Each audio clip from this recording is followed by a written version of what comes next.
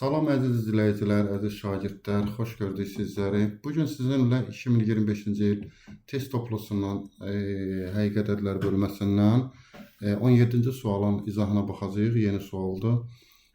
Demək, məsələdə bizə nə deyir? Deyir, A və B qarşılıqlı tərs ədədlərdir. Qarşılıqlı tərs ədədlərin tərifindən biz bilirik ki, yəni qarşılıqlı tərs ədədlərin hasili 1-ə bərabər olmalıdır. Yəni A vuraq B hasili 1-ə bərabərdir. Biz buradan B bərabərdir 1 bölünsün A yaza bilərik. Bu bizə birazdan inşallah lazım olacaq. Tamam. Keçəyim bizə verilən ifadəyə. Bizə verilən ifadədən A üstü N, bir də B üstü N-i ortaq vuruq kimi mötərizə xaricinə çıxarsaq, mötərizə içərisində A plus B qalacaq.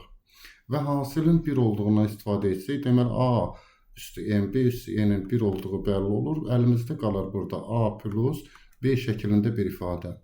Və bu dediyimiz B bərabərdir 1 bölünsün A-nı gətirib burada nəzərə alsaq, onda A plus 1 bölünsün A şəklində belə bir ifadə alırıq. Bu ifadənin də ən böyük və ən kiçik qiymətini dəyərləndirmək üçün bizim əlimizdə koşu bərabərsizlikləri var. Demək, daha doğrusu koşu bərabərsizliyinə alınan nəticə var.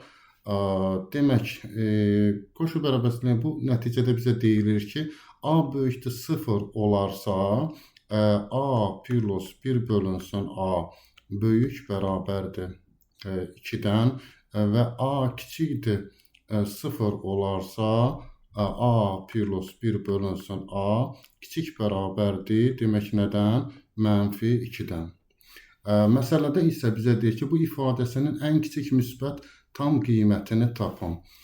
Demək, biz bu məsələnin həllini, yəni burada axtarmalıyıq. Bu şərti ödəyən qiymət də 2 olur. Cavab nədir? 2 olacaq. Amma ümumiyyətlə biz o ifadəni qiymətləndirmək istəsək, ümumiyyətlə, yəni A plus 1 bölünsün A ifadəsinin qiyməti mənfi sonsuzluqdan, demək, mənfi 2-yə, bir də birləşir müsbət 2-dən müsbət sonsuzluğa qədər olur. Yəni, buradan da axtaranda yenə də A-nın ən kiçik müsbət tam qiyməti 2 olacaq. Bir sözlə cavab 2 olur.